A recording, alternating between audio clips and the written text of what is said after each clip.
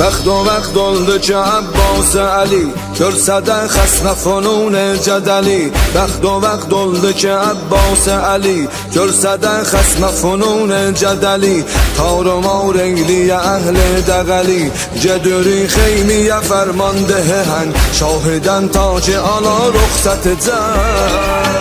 Dedi ruxsat ver ağa nökərüvə Olsun Abbas fəda gözlərüvə Gedirəm su gətirəm əsqərüvə Nəhridə məşki por əzab eləyəm Xırdaca qızları sirab eləyəm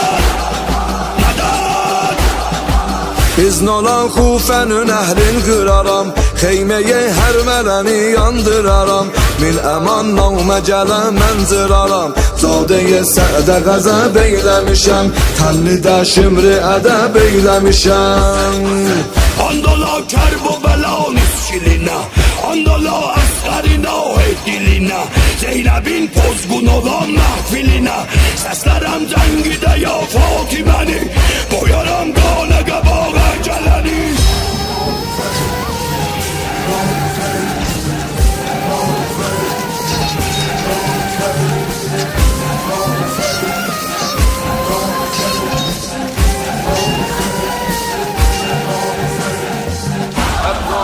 Aldı ruxsat gedə meydana qərəz Eləməz dildəki təsmimin əvəz Kulli aləm ona gər olsa ərəz Yazacaq verdi zəbanimdi Hüseyin Hürəcimdə zərəbanimdi Hüseyin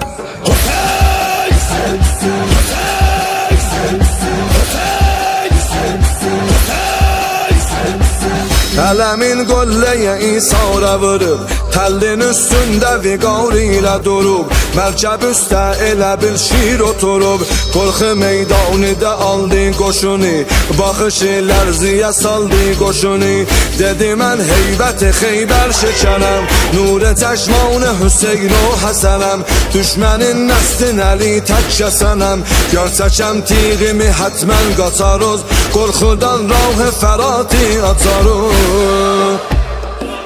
Atama Allah özü yar oldu Gündüzüz gözler üzə tar oldu Atama Allah özü yar oldu Gündüzüz gözler üzə tar oldu Mərhəbüz əbdi və düz xar oldu Sizi bir tarə xitab eyləyərəm Hamızı xana xəlab eyləyərəm Malı kəşlər kimi cəngə gələrəm Zikri yav Heydər ilə dincələrəm İbn Sədin başına kül ələrəm Olmayan fikridə söz, ülzəli söz Baxıram hamımız elə ölməli söz